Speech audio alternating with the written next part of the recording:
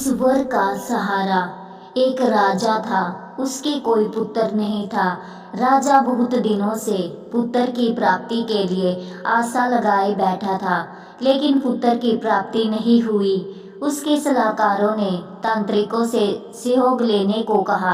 तांत्रिकों की तरफ से राजा को सुझाव मिला कि यदि किसी बच्चे की बलि दे दी जाए तो राजा को पुत्र की प्राप्ति हो जाएगी। राजा ने राज्य में ढिंढोरा पिटवाया कि जो अपना बच्चा बलि चढ़ाने के लिए राजा को देगा, उसे राजा की तरफ से बहुत सारा धन दिया जाएगा। एक परिवार में कई बच्चे थे, गरीबी भी बहुत थी। एक ऐसा बच्चा भी था जो अपने में ज्यादा मगन रहता था, जैसे कोई चिंतक हो।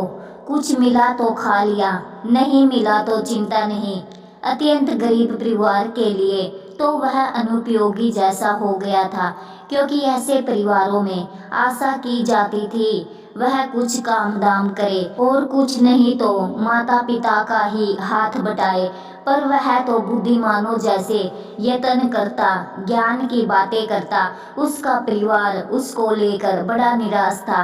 राजा की मुनादी सुनकर परिवार को लगा कि क्यों ना इसे राजा को दे दिया जाए। निकम्मा है, कुछ काम दाम भी नहीं करता है और हमारे किसी काम का भी नहीं है, और इसे देने पर राजा प्रसन्न होकर हमें बहुत सारा धन देगा। बच्चा राजा को दे दिया गया।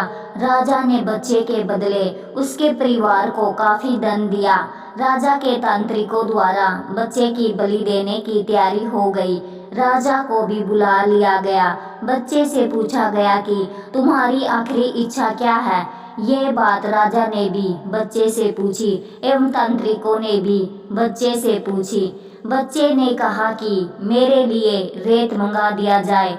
राजा ने कहा बच्चे की इच्छा पूरी की जाए। अतः रेत मंगाया गया। बच्चे ने रेत से 4 ढेर बनाए।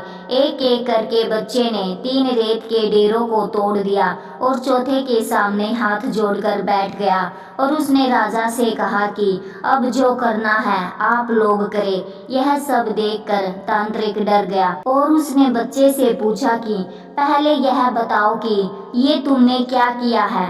राजा ने भी यही बात बच्चे से पूछी तो बच्चे ने कहा कि पहली डेयरी मेरे माता पिता की थी, मेरी रक्षा करना उनका कर्तव्य था, परंतु उन्होंने अपने कर्तव्य का पालन न करके पैसे के लिए मुझे बेच दिया, इसलिए मैंने ये डेयरी तोड़ी थी। दूसरी डेयरी मेरे सगे संबंधियों की थी, परंतु उन्होंने भी मेरे माता पिता को नहीं समझाया, अतः मैंने दूसरी डेयरी को भी तोड़ दिया। और तीसरी डेयरी हे राजन आपकी थी। राज्य की प्रजा की रक्षा करना राजा का ही धर्म होता है, परंतु जब राजा ही मेरी बलि देना चाह रहा है तो ये डेयरी भी मैंने तोड़ दी। चौथी डेयरी मेरे ईश्वर की है। अब सिर्फ और सिर्फ मुझे अपने ईश्वर पर ही मुझे भरोसा है, इसलिए यह एक डेयरी मैंने छोड़ दी है। बच्चे का उत्तर सुनकर राजा अंदर तक हिल गया। उसने सोचा कि पता नहीं बच्चे की बलि देने के पश्चात भी पुत्र की प्राप्ति होगी भी या नहीं, इसलिए क्यों ना इस बच्चे को ही अपना पुत्र बना लिया जाए। इतना समझदार और ईश्वर भगत बच्चा है, इससे अच्छा बच्चा और कहाँ मिलेगा। काफी सोच विचार के बाद राजा ने उस बच्चे को अपना पुत्र बना लिया और राजकुमार घोषित कर दिया। किसी का अहित करके किया गया अपना हित बालू की ढेर जैसा होता है। हो सकता है वह तुरंत ढहता हुआ ना दिखता हो, पर वह ढहेगा ही, साथ में दबा लेगा उस ढेर को जुटाने वाले को। ये मत सोचिए कि किसी ने देखा ही नहीं, पकड़े ही नहीं गए तो सब छुप गया। समय आने पर ईश्वर सबका इंसाफ करता है। आशा करती हूँ कि आपको यह कहानी पसंद आई होगी। अगर कहानी पसंद आई है तो चैनल को लाइक और सब्सक्राइब करें। राधे राधे दोस्तों।